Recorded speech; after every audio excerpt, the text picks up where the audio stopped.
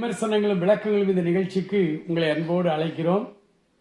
கடந்த வாரம் நாம் நம்முடைய விமர்சனங்கள் விளக்கங்கள் இந்த நிகழ்ச்சியை அநேகர் தொலைபேசியின் மூலமாக என்னோடு கூட பேசினார்கள், பாராட்டினார்கள், சில கருத்துக்களை சொன்னார்கள். அனைவருக்கும் நன்றி செலுத்துகிறேன். இந்த வாரம் விமர்சனங்களும் விளக்கங்களும் இந்த நிகழ்ச்சியில் புதியதான ஒரு காரியத்தை நம்ம பார்க்க போகிறோம். சமீப காலமாக தொலைபேசியில் நல்ல ஊழியம் செய்கிற ஆண்டவருடைய ஊழியத்தை தியாகமாக உண்மையாக செய்ய விரும்புகிற செய்து கொண்டிருக்கிற பல தேவ மனிதர்கள், தேவ பிள்ளைகள் என்னோடு கூட பேசினார்கள். ஏன் இப்படி எல்லாம் நடக்கிறது? சமீப காலமாக கிறிஸ்தவம் வேறு பாதையை நோக்கி பயணிக்கிறதோ அப்படின்னு சொல்லி எல்லாம் அவங்க கேட்டாங்க. அப்போ நான் அவங்ககிட்ட கேட்டேன், எதனால் அப்படி சொல்றீங்க அப்படின்னு கேட்டேன். அப்போ அவங்க சொல்றாங்க, ஒரு 40 ஆண்டுகளுக்கு முன்னால சினிமா தியேட்டரில் போய் சினிமா பார்க்கிற ஒரு பொழுதுபோக்கு அம்சம் நம்முடைய தமிழ்நாட்டில் இருந்தது. அந்த நாட்களில் இவ்வளவு மீடியாக்கள் கிடையாது. அப்போ சினிமா தியேட்டரில் போய் சினிமா பார்த்துக்கிட்டு இருப்பாங்க. அன்றைக்கு இருந்த பிரசங்கிமார்கள் ஆலயத்தில் பிரசங்கம் பண்ணும் பொழுதும், வாலிபர் கூடுகைகளில் அல்லது பெரிய பெரிய மாநாட்டில் பேசும்பொழுதும் சினிமாவை எதிர்த்து, அதாவது சினிமா பார்க்கக்கூடாது, சினிமா பார்ப்பது நம்முடைய எண்ணங்களையும் நம்முடைய கருத்தையும் அது கரைப்படுத்துகிறது, அதனால சினிமா பார்ப்பது தவறு, சினிமாவில் நடிப்பது தவறு அப்படின்னு சொல்லியெல்லாம் வன்மையாக கண்டித்தார்கள். இன்னும் ஒருபடி மேலே போய் சினிமா தியேட்டருக்கெல்லாம் தேசியின் கூடாரம் அப்படின்லாம் பேர் வச்சிருந்தாங்க. அந்த பிரசங்களை நான் சிறு வயதில் கேட்டிருக்கிறேன். அப்படி இருந்த அந்த உலகம், கிறிஸ்தவ உலகம், இன்னைக்கு கிறிஸ்தவ திருச்சபைகள் மேடையிலேயே இவர்கள் சினிமா பாடல் பாடி ஆடுகிற ஒரு கொடுமையான ஒரு சூழ்நிலை உண்டாயிருக்கிறது அப்படின்னு சொல்லி கேட்டாங்க. அப்போ நான் அவர்களுக்கு சொன்ன ஒரு பதில் அல்லது நாங்கள் கொடுத்த விளக்கத்தை தான் இப்போ நான் உங்களுக்கு கொடுக்க போறேன். வேதத்தில் இயேசு கிறிஸ்து தன்னுடைய ஊழிய காலத்தினுடைய முடிவில் ஒலிவுமலையில வந்து அமர்ந்திருக்கிறார். 12 சீஷர்களும் அவர்கிட்ட போய் கேட்கிறாங்க, ஆண்டவரே, உம்முடைய வருகைக்கும் உலகத்தின் முடிவுக்கும் அடையாளம் என்ன, எங்களுக்கு காண்பியும் என்று கேட்டார். அப்போ ஆண்டவராகிய இயேசு கிறிஸ்து அந்த மத்தேயு 24ஆம் அதிகாரத்தில் அப்படியே நிறைய காரியங்களை சொல்லிட்டே வந்தார். அப்படி சொல்லிட்டே வரும் பொழுது அவர் சொன்னாரு, பாழாக்கும் அருவருப்புகள் பரிசுத்த ஸ்தலத்தில் நிற்க காணும் பொழுது நீங்கள் கவனமாயிருங்கள் என்று சொன்னார். பாழாக்கும் அருவருப்பு, திரைப்பட பாடல்கள், திரைப்படங்கள், இதெல்லாம் பாழாக்கும் அருவருப்புகள். இந்த பாழாக்கும் அருவருப்புகள் எங்க வந்து நிக்குமா? பரிசுத்த ஸ்தலத்துல வந்து நிக்குமா? நினைச்சு கூட பார்க்க முடியல. ஒரு 40 ஆண்டுகளுக்கு முன்னால சண்டே கிளாஸ், சிஎஸ்ஐ போன்ற ஸ்தாபன சபைகள், பெரிய பெரிய சபைகள்ல சண்டே கிளாஸ் நடக்கும். அப்புறம் மே மாதம் விடுமுறை விட்டோடனே வேநீர் கால வேதாகம பள்ளி, அதாவது விபிஎஸ், வெக்கேஷன் பைபிள் ஸ்கூல். ஏன்னா இந்த 1 மாதம் அல்லது 2 மாதம் இந்த பிள்ளைகளுக்கு விடுமுறை கொடுக்கும்போது அது வீட்டில் கிடந்து ஆடிட்டு கிடக்கும். ஒரு 10 நாள் சர்ச்சுக்கு டெய்லி வர சொல்லி அந்த பிள்ளைகள் எல்லாம் ஜாதி மத இன வேறுபாடு இன்றி எல்லா பிள்ளைகளும் வருவாங்க. அவங்களுக்கு கதைகள் சொல்றது, பாடல்கள் பாடுறது, அவங்கள நடிக்க வைக்கிறது, சின்ன சின்ன ஓரங்க நாடகங்கள், அந்த விபிஎஸ்ல கலர் கலரா அந்த நிகழ்ச்சிகள் இருக்கும். அது சிறுவர்களை கவர்ந்து அவர்களுக்கு வேதாகமத்தை அல்லது வேதாகமத்தில் உள்ள அந்த வாழ்க்கை வரலாறு அல்லது இயேசுநாதருடைய வாழ்க்கை வரலாறு, இந்த காரியங்களை எல்லாம் கதைகளா சொல்லுவாங்க. அப்போ பேரண்ட்டுமே ரொம்ப விரும்புவாங்க. ஒரு 10 நாளாவது பிள்ளைகள் சர்ச்சுக்கு போய்க்காங்க இருக்கட்டும் அப்படின்னா, லீவில் பிள்ளைகளுக்கு வேற பொழுதுபோக்கு அந்த காலத்தில் கிடையாது. அப்போ இந்த வெக்கேஷன் பைபிள் ஸ்கூல் நடத்துவாங்க. நான் சிறுவனாக இருந்த பொழுது விபிஎஸ்ல நான் ஒரு மாணவனாக இருந்திருக்கிறேன். அப்புறம் வளர்ந்து நான் பெரியவனாய் வரும் பொழுது அந்த விபிஎஸ்ல வகுப்பு எடுக்கிற ஆசிரியராக நான் பணியாற்றி இருக்கிறேன். அதன் பிறகு 83வது வருடம் மே மாதம் நான் டைரக்டராக இருந்து எங்களுடைய ஒரு 3 சர்ச்சு, அந்த கிராமத்தில் இருக்கிற 3 சர்ச்சில் 10 நாள் விபிஎஸ் கிளாஸை நான் டைரக்டராக இருந்து நடத்தியிருக்கேன். நிறைய மாணவர்களுக்கு பைபிள் கற்றுக் கொடுத்துருக்கோம். ஆக இந்த மாதிரி நடக்கிற அந்த விபிஎஸ்ல ஃபைனல் டே ப்ரோக்ராம் அப்படின்னு ஒன்று வைப்போம். கடைசி நாள் ஆலயத்தினுடைய மண்டபம், சிஎஸ்சி ஆலயம் உங்களுக்கு தெரியும், ஆலயம் இருக்கும், வெளியில் ஒரு மண்டபம் இருக்கும். சில ஆலயத்தில் கிராமத்தில் இருக்கன்னா ஸ்டேஜ் போட்டுக்கிடுவோம் வெளியில், ஆலயத்துக்கு வெளியில். அந்த மண்டபத்தில் லைட்டு போட்டு குட்டி குட்டி பிள்ளைகள் எல்லாமே 6ஆம் கிளாஸுக்கு கீழே படிக்கிற பிள்ளைகள் தான் டான்ஸ் ஆடுவாங்க. அப்போ கிறிஸ்தவ பாடல்களை போட்டு அந்த பாடல்களுக்கு டான்ஸ் ஆட வைக்கிறது. அப்போ அந்த பெற்றோர் வந்து பார்ப்பாங்க, அதில் கிறிஸ்தவ பிள்ளைகள் மட்டும் இல்லை, எல்லா பிள்ளைகளுமே டான்ஸ் ஆடுவாங்க வந்து. அப்போ அந்த பெற்றோரும் வருவாங்க வந்து பார்ப்பாங்க. அது ஒரு கலர்ஃபுல்லாக ஒரு சின்ன குழந்தைகளுக்கு பூ வச்சு அப்படி சந்தோஷமாக அந்த பிள்ளைங்க நல்ல உடை உடுத்தி வந்து இப்படி டான்ஸ் ஆடும். இது வழக்கமாக இன்னை வரைக்கும் நடந்துக்கிட்டு இருக்கு. ஆனால் அன்றைக்கு இது நடக்கும் பொழுது அப்போதான் புதிதாக புறப்பட்டு வருகிறது பெந்தைகோஸ்தே ஸ்தாபனங்கள், நிறைய பெந்தைகோஸ்தே சபைகள். அவர்கள் எதற்கெடுத்தாலும் இந்த சிஎஸ்ஐ சபையை பயங்கரமா குறை சொல்லுவாங்க. என்ன குறை சொல்லுவாங்க? ரெக்கார்ட் டான்ஸ் போட்டு ஆடுறாங்க சர்ச்சில். ஆக்சுவலாக சர்ச்சுக்குள்ள கூட இதுக்கு அனுமதி கிடையாது எங்களுக்கு. சர்ச்சினுடைய மண்டபத்தில் வைப்போம், மண்டபம் இல்லைன்னா அந்த கிரவுண்டில் ஒரு ஸ்டேஜ் போட்டு அதில் தான் இந்த ப்ரோக்ராம் நடக்கும், ஃபைனல் டே ப்ரோக்ராம். இதுக்கு பயங்கரமாக பேசுவாங்க. நாங்கள் ரட்சிக்கப்பட்டிருக்கிறோம், அபிஷேகம் பெற்றிருக்கிறோம், மணவாட்டி திருச்சபை, நாங்கள் தான் மணவாட்டிகள்னு சொல்கிற இந்த சபையார் எல்லாரும் அன்னைக்கு சிஎஸ்ஐ திருச்சபையை அவ்வளோ பகிரங்கமாக குற்றஞ்சாட்டினாங்க, பேசினாங்க. ஆனால் நாட்கள் கடந்து செல்ல செல்ல இன்று வரை VBS class final day program நடந்துகிட்டு இருக்கு. எல்லாமே சர்ச்சுக்கு வெளியில தான் நடக்கு. ஆனால் இன்னைக்கு பெந்தேகோஸ்தே சபை, நாங்கள்லாம் அபிஷேகம் பெற்ற ஊழியர்கள், அழைக்கப்பட்ட தேவதாசர்கள் சொல்ற அந்த சபைகளில் உள்ளுக்குள்ள ஆல்டர்லேயே விட்டு டான்ஸ் ஆடுறாங்க. நாங்கள் சின்ன சின்ன குழந்தைகளை வச்சு நடனம் ஆடணும். இயேசு ரட்சகர் பெயரை சொன்னால் எதுவும் நடக்குமே அப்படிங்கிற அந்த பழைய பாடல்களை போட்டு டான்ஸ் ஆடுவோம். இப்போ நவீனமான இப்போ உள்ள பாடல்களை நம்ம கேட்டால் அதில் இயேசுங்கிற வார்த்தை வர்றதுனால தான் அது கிறிஸ்தவ பாட்டுன்னு சொல்ல வேண்டியிருக்கு. மற்றபடி சினிமா பாடல் அந்த ராகத்துக்கும் கிறிஸ்தவ பாடல் இவங்க சொல்கிற இந்த பாடல் ராகத்துக்கும் வித்தியாசம் இல்லை. சினிமா மாதிரியே டான்ஸ் ஆடுறாங்க. இப்போ பல லைட்டெல்லாம் போட்டுக்கிட்டு புகையெல்லாம் போட்டுக்கிட்டு இதில் சர்ச்சுக்குள்ள நடக்கு. இப்போ ஞாயிற்றுக்கிழமை ஆராதனை நடத்துகிற பாஸ்டரே சினிமா பாடலை இசையோடு பாடுகிறார். நீங்க இதுல பாஸ்டரை குறை சொல்லலைன்னா அந்த திருச்சபையும் குறை சொல்லல. நமக்கெல்லாம் ஒரு எதிரி உண்டு, சாத்தான். அன்னைக்கு இந்த சாத்தான் அந்த தியேட்டர், அதாவது சினிமா தியேட்டருங்கிற அந்த தியேட்டருக்குள்ள இருந்து அவன் கிரியை செய்தான்.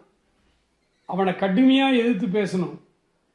நம்ம அண்ணாச்சி மாதிரிலாம் பேசினாங்க ஊழியர்கள், பயங்கரமா கண்டிச்சு அதை கடினமா பேசணும். அவன் சாத்தான் பார்த்தான், ஓ சர்ச்சுக்குள்ள நின்றுட்டு என்னைய வந்து நீங்க கடினமா பேசுறீங்க, கண்டனம் பண்றீங்க, ஜெபிக்கிறீங்களோ, நான் வாரேன். இந்த 40 ஆண்டு காலத்தில் இப்போ எல்லாருடைய பாக்கெட்டுக்குள்ளேயும் சினிமா தியேட்டர் வந்துருச்சு. சினிமா தியேட்டர் எங்கேயோ ஒரு இடத்துல இருந்து நம்ம தேடி போனோம். அது கிராமத்தில் இருக்கிற வாலிபர்கள்லாம் 5 கிலோமீட்டர் 6 கிலோமீட்டர் சைக்கிளில் போய் தான் போனதான் டூரிங் தியேட்டருக்கே போக முடியும். ஆனால் இப்போ சின்ன சின்ன கிராமம் முதற்கொண்டு pocket camera, pocket mobile phone, Android, அதில் உலகத்தில் உள்ள எல்லா சினிமாவும் பார்க்கலாம். சினிமா தியேட்டர் இப்போ பாக்கெட்டுக்குள்ள வந்துருச்சு. அப்புறம் பார்த்தான், ஓ சர்ச்சுன்னு சொல்லி சர்ச்சை புனிதமாக வச்சிருக்கீங்களோ, அங்கேயே நான் வாரேன். ஆலய ஆராதனையிலே இன்னைக்கு சினிமா பாட்டு பாடுங்க. என்ன நடக்கிறது? வெகு சிம்பிள். இது கடைசி காலம். ஆண்டவருடைய வருகையினால் நெருங்கி இருக்கிறது. இந்த கடைசி காலத்துல ஆண்டவர் அன்னைக்கு 24ஆம் அதிகாரம் மத்தேயுல என்னென்ன சொன்னாரோ அது அப்படியே நடந்துட்டு இருக்கு. பாழாக்கும் அருவருப்புகள் பரிசுத்த ஸ்தலத்துல போய் நிக்குது. இன்னைக்கு என்ன காரணம்? பிசாசு என்ன செய்யறான்? ஒரு ஒரிஜினல் ஊழியக்காரனை கடவுள் எழுப்புறார். ஒரு தாவீதை கர்த்தர் எழுப்புறார். ஒரிஜினல் ஊழியக்காரர் தியாகத்தோட வசன அடிப்படையில் பிரசங்கத்துக்கு வர்றார். ஒரு ஊழியக்காரரை கர்த்தர் அபிஷேகம் பண்ணி ஒரு வாலிபனை ஆண்டவர் ஊழியக்காரரை அப்படி எடுத்து கொண்டு வந்து கிறிஸ்தவத்தில் கொண்டு வரும் பொழுது சாத்தான் பார்க்குறான். 10 போலிகளை அவன் உருவாக்குறான். இந்த சினிமா பாட்டு பாடுகிற அந்த தம்பிமார் இதெல்லாம் சாத்தானுடைய கரத்திலிருந்து பணி செய்கிற சாத்தானுடைய நேரடி ஏஜென்ட்டுகள். அந்தி கிறிஸ்துவின் வருகைக்கு பூமியை ஆயத்தப்படுத்துறான், சபையையும் ஆயத்தப்படுத்துறாங்க. லியோனார்ட் ராவன்ஹில் அப்படின்னு ஒரு பிரசங்கர் எழுப்புதல் தாமதிப்பது ஏன் அப்படின்னு ஒரு புக் எழுதியிருந்தார். அதை தமிழில் கூட நம்ம ஆர் ஸ்டான்லி என்ன பிளஸிங் யூத் மிஷன்ல இருந்து தமிழாக்கம் பண்ணி போட்டிருந்தாங்க. ஒய் ரிவைவல் டேரிஸ் அப்படின்னு. எழுப்புதல் தாமதிப்பது எப்போதுங்கிற அந்த புஸ்தகத்தில் அவர் எழுதுறார். ராவன்ஹில் எழுதுறாரு, இன்றைக்கு இருக்கிற கிறிஸ்தவ சபைகளை நாம் பார்க்கும் பொழுது ஆவியும் இல்லாமல் அனலும் இல்லாமல் குளிர்ந்து போய் இல்லை, வெதுவெதுப்பான நிலைமையில் இருக்குது. இந்த நிலைமையில ஆண்டவருடைய 2வது வருகை, ரகசிய வருகை வந்தால் அவர் வந்ததும் தெரியாது, போறதும் தெரியாது. சபை அப்படியே தான் நடந்துகிட்டு இருக்கும். இன்னும் ஆவியானவர் இருக்கிற மாதிரியே தான் இவங்க நடிச்சுக்கிட்டு இருப்பாங்க. ஏன்னா இப்பவுமே நடிக்க தான் செய்யறாங்க. உண்மையான ஆவியானவர் சிலுவையிலே நமக்காக கல்வாரி சிலுவையிலே ரத்தத்தை சிந்தி பாடுபட்டு தன் ஜீவனை கொடுத்த இயேசு கிறிஸ்துவின் ரத்தத்தில் உயிராயிருக்கிற அந்த ஆவியானவர் நமக்குள்ளே அல்லது ஒரு மனிதனுக்குள்ளே வருவாரானால் அந்த மனிதனால் எப்படி சினிமா பாட்டை பாட முடியும்? அந்த மனிதன் எப்படி ஒரு பரிசுத்த பலிபீடத்திலே நின்று சினிமா பாட்டை பாடும்? என்ன காரணம்? ஒண்ணு முதல்ல செருப்பை போட்டு மேலே ஏறினான். அப்பமே கண்டிக்க தவறிட்டாங்க. ஊழியர்கள் கண்டிக்க தவறினார்கள். ஊழியர்களே ஷூ போட்டு மேடையில் ஏற ஆரம்பிச்சான். கேட்டா மேல்நாட்டு பாணின்னு சொன்னான். மேல்நாட்டு பாணின்னு ஒரு பாணி கிடையாது. உலகம் முழுவதுக்கும் கலாச்சாரம் ஒன்றுதான், அது பைபிள் கலாச்சாரம் தான். நம்மளா சொல்லிக்கிறோம் வெஸ்டர்ன் கல்ச்சர், ஈஸ்டர்ன் கல்ச்சர்னு நம்மளா சொல்றோம். கல்ச்சர் ஒண்ணுதான். செருப்பு போடாம நிக்கணும் பரிசுத்த ஸ்தலத்தில் அப்படின்னா அது அயல் நாட்டிலையும் அப்படித்தான், அயர்லாந்துலையும் அப்படித்தான், இங்கிலாந்துலையும் அப்படித்தான், அமெரிக்காவிலையும் அப்படித்தான். இல்ல அங்கெல்லாம் குளிர் நாடு, அங்கெல்லாம் ஷூ. யார் சொன்னது? எந்த நாடா இருந்தாலும் புல்பீட்ல ஏறும் பொழுது செருப்பு போடக்கூடாது. நீ நிற்கிற இடம் பரிசுத்த பூமி, உன் பாதரட்சியை கலட்டு. காட்டுக்குள்ள சொன்னாரு, வனாந்தரத்தில் முச்செடி அக்னி பற்றி எரியும் பொழுது மோசைக்கு வந்த முதல் வார்த்தை அதுதான். மோசே, நீ நிற்கிற இடம் பரிசுத்த பூமி, செருப்பை கழட்டி போடு. செருப்பு காலோட நிற்க கூடாது. அதை கண்டிக்க தவறிட்டாங்க. வழி வழியா ஒவ்வொரு வஞ்சகமா வந்து வந்து வந்து வந்து இன்னைக்கு சினிமா பாடல் பாடுறாங்க. இன்னும் கொஞ்ச நாள்ல சினிமாவில் இருந்து சில நல்ல காட்சிகள்னு சொல்லி அதை எடுத்து அதை பரிசுத்த தளத்தில் திரையிட்டு அதுல இருந்து பிரசங்கம் பண்ணுவாங்க பாருங்க. கட்டாயம் பண்ணுவோம், கட்டாயம் பண்ணுவோம். அப்ப இந்த ஊழியக்காரர்களை எதுக்கு நம்ம குறை சொல்ல வேண்டாம்னு நான் சொல்றேன் அப்படின்னா, இவங்கெல்லாம் சாத்தானுடைய கரங்களில் இருக்கிற நேரடி ஏஜென்ட்ஸ். இவங்களை விமர்சனம் பண்ணவோ, இவங்களை குறை சொல்லவோ, இவங்களை குறித்து நம்ம வசனம் அப்படி சொல்லுது இப்படி சொல்றது, இது எல்லாமே பிசாசினுடைய தந்திரம். நம்மை வழி விலக போச்சு. ஒரு 10 ஆண்டு காலமா இந்திய அரசியல் நீங்க எடுத்து பாருங்க. ஒரு பிரச்சனையை திசை பண்ணா புதுசா ஒரு பிரச்சனையை கிளப்பி விடுறாங்க. பத்தில பொய்யான பொய் எங்கு பார்த்தாலும். அதுதான் சர்ச்சுக்குள்ளேயும் இப்ப நடக்கு, சபைக்குள்ளேயும் இப்ப அதான் நடக்கு. என்ன கருமையானவர்களே, சாத்தான் நல்ல நல்ல ஊழியர்களை எல்லாம் கூடுமானால் தெரிந்து கொள்ளப்பட்டவர்களையும் வஞ்சிக்கத்தக்க கொடிய அற்புதங்கள் நடக்கும். வானத்திலிருந்து அக்னியை கூட இறக்கி காட்டுவாங்க இந்த ஊழியக்காரங்க. நம்பி ஏமாந்துடாதீங்க. வசனம் பேசக்கூடிய ஒரு நல்ல ஊழியக்காரர் இப்போ ஒரு 4-5 வருஷமா பிரசங்கம் பண்றதை விட்டு எல்லா ஊழியங்கள்லையும் இருக்கிற குறைகளை பாவம் பேசிக்கிட்டே இருக்க. நல்ல பிரசங்கம் பண்றதே விட்டுட்டார். ஒரு ஆரம்பத்தில் வசனத்தை பிரசங்கம் பண்ற ஊழியக்காரர் இப்ப முழுக்க முழுக்க முழுக்க ஊழியக்காரர்களை குறை சொல்லி சாத்தானுடைய கரங்களில் இருக்கிற ஏஜென்ட்ஸ் அவங்களை குறை சொல்ல சாத்தான் நம்முடைய மைண்டையும் அப்படியே திசை திருப்பி அப்படியே கொண்டு போய். கவனமாயிருங்க, எச்சரிக்கையாயிருங்க. இதுக்கெல்லாம் தப்பி மனுஷகுமாரனுக்கு முன்பாக நான் தைரியமாய் நான் வந்து நிக்கணும் அப்படின்னா வேத புத்தகத்தை வாசியுங்க. வேதத்தை கவனமாய் வாசிங்கள். அதிக நேரம் செலுத்துங்க. அவன் என்ன பேசுறான், இவன் என்ன பிரசங்கம் பண்றான், இவன் என்ன தப்பு பண்றான் வேண்டாம். ஏன்னா தவறுகள் பெருகிட்டு இப்போ நல்லவர்கள் குறைந்து விட்டார்கள். பவுலை போல ஓடுகிற ஊழியர்கள் அட்ரஸே தெரியல. இருக்காங்க, இல்லாம இல்ல. பாகாலுக்கு முழங்கால் படியிடாவ 7000 பேரை நான் உள்ள வச்சிருக்கேன் ஆண்டவர். ஆகவே அவருடைய பிள்ளைகள் இருக்கிறாங்க.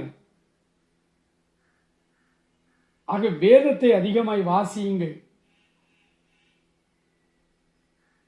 இந்த விதமான ஊழியர்கள் அவர்கள் சாத்தானுடைய ஏஜெண்டா இருக்கிறதுனால நீங்க எதையுமே என்ன செய்யாதீங்க, விமர்சனம் பண்ண வேண்டாம். சமீபத்தில் ஒரு ஊழியக்காரரு பிரசங்கத்தில் சொன்னாரு, 1.5 கோடி ரூபாய்க்கு வீடு வச்சிருக்கேன் அப்படின்னாரு. எங்க ஊர் பக்கத்தில், பாளையங்கோட்டை பக்கத்தில் விசாரிச்சேன். அவருக்கு சர்ச்சு நடத்துவதற்கு இடம் இல்லை. சொந்த சர்ச்சு இல்லை. சர்ச்சு நடத்துவதற்கு இடம் இல்லை. வாடகை பில்டிங்ல வச்சிருந்தாரு. அது 1 லட்சம் ரூபா வாடகை மாசம். அதை கொடுக்க முடியல. அதனால என்னுடைய நண்பர் ஒருத்தர் ஒரு இடம் வச்சிருக்காரு. அந்த இடத்துல அவர்கிட்ட போய், உங்க இடத்த ஞாயிற்றுக்கிழமை மட்டும் வாடகைக்கு தாங்களேன் அப்படின்னு கேட்டார். அப்படின்னு என்னுடைய நண்பர் சொன்னார். பார்த்தேன். அவருக்கு ஃபேஸ்புக்கில் நான் ஒரு பதில் போட்டேன். தம்பி, 1.5 கோடி ரூபாய்க்கு கடவுள் வீடு இருந்தாருன்னு சொல்றீங்கல்ல, அந்த வீட்டை வித்துரு. முதல்ல ஊழியத்துக்கு வந்துட்டேன், முழு நேர ஊழியத்துக்கு. 1.5 கோடி ரூபாய்க்கு வீட்டை வச்சுட்டு கர்த்தருடைய ஆலயம், கர்த்தருடைய சபை நடத்துவதற்கு இடம் இல்லாம நீ வாடகைக்கு இடம் தேடிட்டு அழைகிற. அந்த 1.5 கோடி ரூபாய் வீட்டை வித்துட்டு ஒரு இடம் வாங்கி ஒரு நல்ல ஆலயத்தை முதல்ல கட்டு. தியாகமா ஊழியம் செய்யும் போட்டிருந்தேன். இந்த நிமிடம் வரைக்கும் எந்த பதிலும் அதுக்கு வரல. கொடுக்க மாட்டாங்க. ஏன்னா அவங்க நேரடி ஏஜென்டா இருக்காங்க. அவங்களுக்கே தெரியாது நம்ம மறைமுகமா சாத்தானுக்கு ஊழி செஞ்சிட்டு இருக்கோம். ஆகவே ஜாக்கிரதை. கூடுமானால் தெரிந்து கொள்ளப்பட்டவர்களையும் வஞ்சிக்கத்தக்கதான கொடிய அற்புதங்கள் இனி நடக்க ஆரம்பித்திருக்கிறது.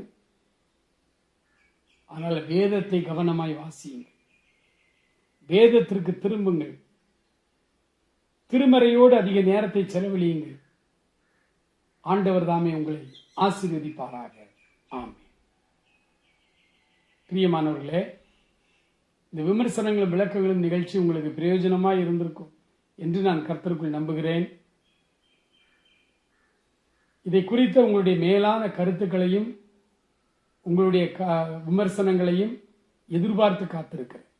திரையில் காணும் என்னுடைய தொலைபேசி எண்ணுக்கு என்னோடு தொடர்பு கொள்ளுங்கள். May God bless you.